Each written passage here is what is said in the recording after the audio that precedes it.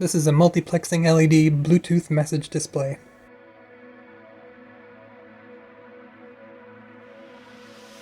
It's made with 35 LEDs, each with a 220 ohm resistor. The brains are an Arduino Nano, and it has a JDY3031 Bluetooth module. The Arduino sketch and the 3D print files for the case can be found below in the description.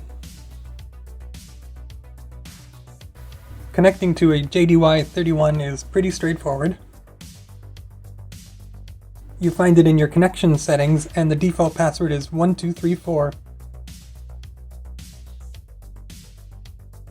Then you can use any Bluetooth terminal app to send whatever message you want.